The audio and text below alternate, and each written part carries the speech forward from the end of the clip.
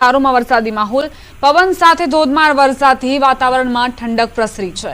આ સાથે જ વિરામ બાદ ટૂંકા ગાળાના વિરામ બાદ ફરી એક વખત અમદાવાદમાં મેઘાની રીએન્ટ્રી થતા જ સાંજના સમય બની શકે કે અમદાવાદીઓને પરેશાનીનો સામનો કરવો પડે।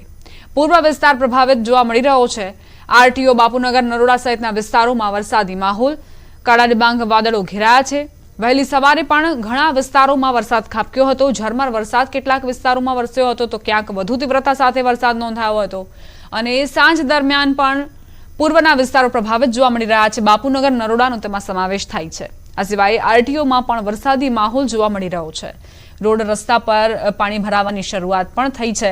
સાંજના સમયે જ્યારે આપ નોકરી ધંધાથી બહાર આવતા હશો તે દરમિયાન બની શકે કે ટ્રાફિક જામની સમસ્યાનો સામનો કરવો પડે, એટલે પહેલાથી જ તૈયાર રહેજો। તો ઘણા વિસ્તારોમાં પાણીના કારણે જ લોકોને પારાવાર મુશ્કેલીનો સામનો કરવો પડી રહ્યો છે। નીચાણવાળા વિસ્તારોમાં ગટરના પાણી પણ બેક મારી રહ્યા છે। અમદાવાદમાં ધીમી ધારે વરસાદ, આશ્રમ રોડ, ઇન્કમટેક્સ, પાલડી સહિતના વિસ્તારો પણ પ્રભાવિત। જે છે તે શરૂ થઈ ચૂક્યો છે। આપ જે દ્રશ્ય જોઈ રહ્યા છો તે અમદાવાદના આશ્રમ રોડ સહિતના જે વિસ્તારના દ્રશ્યો છે કે જ્યાં ધીમી ધારે વરસાદ જે છે તે શરૂ થઈ ચૂક્યો છે। કાળા ડિબાંગ વાદળો, ગાજવીજ સાથે વરસાદનું આગમન જે છે તે જોવા મળી રહ્યું છે। હવામાન વિભાગે પણ આગામી 5 દિવસ ભારેથી અતિ ભારે વરસાદની આશંકા વ્યક્ત કરવામાં આવી છે। દક્ષિણ ગુજરાત હોય, મધ્ય ગુજરાત હોય કે પછી ઉત્તર ગુજરાત હોય, તમામ વિસ્તારોની અંદર વરસાદની આશંકા વ્યક્ત કરવામાં આવી રહી છે। એટલે કે વધુ એક સિસ્ટમ વરસાદની સક્રિય થઈ રહી છે ને જેને લઈ અને વહેલી સવારથી જ અમદાવાદમાં વરસાદી માહોલ જે છે તે જોવા મળતો હતો અને તે અંતર્ગત અત્યારે હાલ ગાજવીજ સાથે અમદાવાદની અંદર વરસાદ વરસી રહ્યો છે। મહત્વનું એ પણ છે કે 5 દિવસ આગામી વરસાદની આશંકા વ્યક્ત કરવામાં આવી છે ત્યારે ધીમી ધારે વરસાદ અમદાવાદના વિવિધ વિસ્તારોની અંદર પણ જોવા મળી રહ્યો છે। શ્રેણિક મહેતા સાથે ગૌતમ શ્રીમાળી, ન્યૂઝ 18 ગુજરાતી, અમદાવાદ। ગાંધીનગરમાં પણ વરસાદી માહોલ જામ્યો છે। કેટલાક વિસ્તારોમાં પવન સાથે વરસાદ ખાબક્યો। છેલ્લા 2 દિવસથી ગાંધીનગરમાં અસહ્ય ઉકળાટ હતો અને આજે મોડી સાંજે હાલ વરસાદ ગાંધીનગરના વિવિધ સ્થળો પર તૂટી પડ્યો છે અને સખત ઉકળાટમાંથી લોકોએ રાહત મેળવી છે। જોકે સચિવાલયમાં આ ધોધમાર વરસાદે થોડા ઘણા પાણી ભરાયા છે। જોકે સમગ્ર ગાંધીનગરમાં સ્થિતિ કાબૂમાં છે અને વધારે ક્યાંય પાણી ભરાયા હોય તેવા કોઈ સમાચાર નથી। કેમેરા પર્સન હિતેશ પ્રજાપતિ સાથે ગીતા મહેતા, ન્યૂઝ 18 ગુજરાતી, ગાંધીનગર। વાત હવે સુરેન્દ્રનગરની કરવી છે। જિલ્લામાં અતિભારે વરસાદના કારણે મૂડી તાલુકાના ટીકર ગામે તળાવ ઓવરફ્લો થયો। તળાવના પાણીનો નિકાલ ન થતા પાણી ખેતરોમાં ફરી વળ્યા। ખેડૂતોની 3000 વીઘાથી વધુ જમીનમાં પાણી ફરી વળ્યા છે।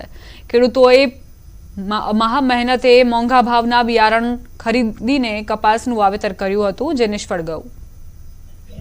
તળાવનો વિસ્તળ બંધ કરેલને હિસાબે આ પાણીનો ઉકેલ થતો નથી તો એક ખેતરમાં મારે મજૂરી ક્યાં કરવી અને એનું ખર્ચ ક્યાંય લાવવું એનો કોઈ ઉકેલ નથી। 7.5 વીઘા જમીન છે, વીઘે 8,000નો ખર્ચો કર્યો છે, એ હાવ નિષ્ફળ ગયો। આને ઉકેલ નહીં આવે તો કહું મારે ધંધો બદલાવવો પડે, કાં મારે આપઘાત કરવી પડે। ઊભો પાક ગળા સમાણો કપાસ ડૂબી ગયો છે અને જેના કારણે લાખો રૂપિયાનું નુકસાન થયેલ છે અને મોંઘા ભાવનું ખાતર, બિયારણ આ તેનો નાશ પામેલ છે। અને આ સિવાય મારી સાથે 80 થી 90 ખેડૂતો અંદાજે ગામના હજારો વીઘા જમીન ડૂબમાં આવી છે। કપાસ છે, અડદ છે, તલ છે, મારા 10 વીઘાનો કપાસ હતો, એને વીઘે મેં 100,000નો તો ખર્ચો કર્યો હતો। એ બધું મારું અત્યારે પાણી જોઈને મારા આ એક જ ખેતર મારા ભાગમાં આવ્યું છે, એક ખેતરમાં મારે શું કરવું? મારે એક બસ શિયાળુ પાકની એક નીપજ આવે, એ બચે તો બચે, નકર એ જાય હવામાન ઉપર હાલે છે। એનએનડી ન્યૂઝ નેટવર્ક દ્વારા નર્મદા જિલ્લામાં સારી કામગીરી કરનારા 80 થી વધુ શ્રેષ્ઠીઓને નર્મદા રત્ન એવોર્ડ એનાયત કરાયા। આ પ્રસંગે ધારાસભ્ય ચૈતર વસાવા, સાંસદ મનસુખ વસાવા, જિલ્લા પોલીસ વડા પ્રશાંત સુંબે સહિતના આગેવાનો, હોદ્દેદારો હાજર રહ્યા। રાજપીપળા ખાતે સુરક્ષા સેતુ સોસાયટી, નર્મદા પોલીસ અને સ્વર્ગીય અલ્કેશસિંહ જે ગોહિલ સેવા ચેરિટેબલ ટ્રસ્ટના ઉપક્રમે એનએમડી દ્વારા આયોજન કરાયું। નર્મદા જિલ્લામાં વિવિધ ક્ષેત્રોમાં ઉત્કૃષ્ટ કામગીરી કરનાર 80 જેટલા શ્રેષ્ઠીઓને નર્મદા રત્ન એવોર્ડ એનાયત કરાયા। આ પ્રસંગે જયદેવ શાસ્ત્રીજી પણ ઉપસ્થિત રહ્યા।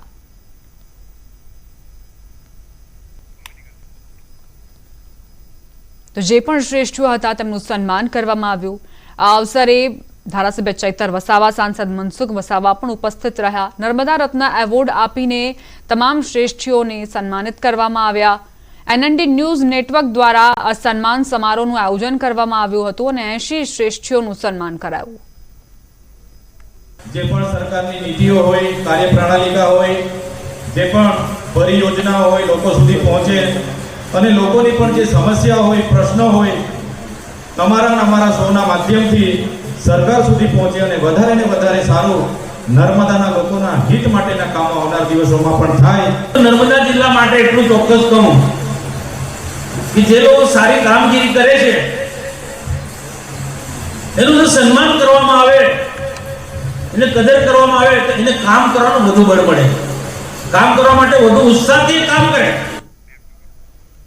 આ સાથે જ બુલેટિનમાં અત્યારે બસ આટલું જ. વધુ અપડેટ્સ માટે આપ જોતા રહો ગુજરાતની number 1 news channel news 18 Gujarati.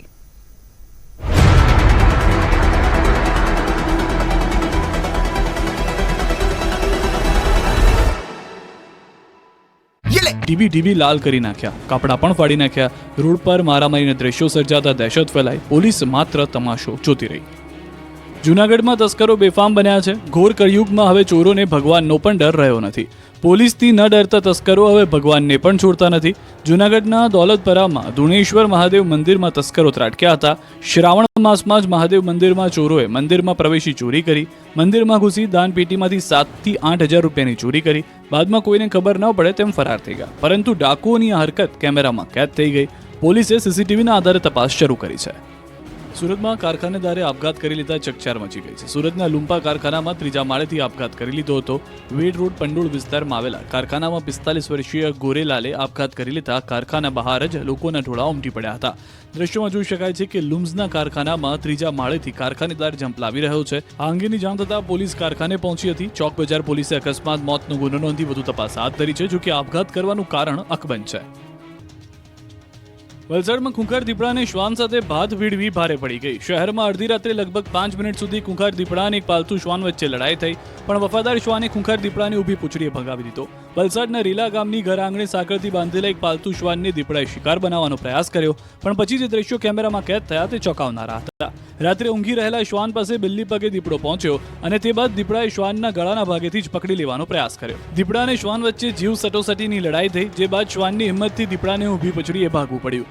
Rola ગામના છેવાડે ડુંગરી ફરિયામાં ઘરમાં લાગેલા સીસીટીવીમાં દ્રશ્યો કેદ થયા. પરિવારજનો ઉઠી ગયા બાદ તપાસ કરતા લોકો પણ એકઠા થયા અને વન વિભાગને જાણ કરી. બનાવની જાણ થતાં જ વન વિભાગની ટીમ પણ દીપડાને ઝડપવા કાર્યવાહી શરૂ કરી ચૂકી છે. ગુજરાતમાં 2700 કરોડથી વધુના સટ્ટાકાંડનો આરોપી દુબઈમાંથી ઝડપાયો છે. આ આરોપી સામે સીબીઆઈ દ્વારા રેડ કોર્નર નોટિસ જાહેર કરવામાં આવી હતી. દુબઈમાં તેનું લોકેશન મળ્યા બાદ અબુધાબી પોલીસ સાથે સંકલન કરવામાં આવ્યું. દુબઈ પોલીસ દ્વારા તેની ધરપકડ કરવામાં આવી. ત્યારબાદ ગુજરાત પોલીસે દુબઈથી દીપક ઠક્કરને કબજો મેળવી ગુજરાત લઈ આવી.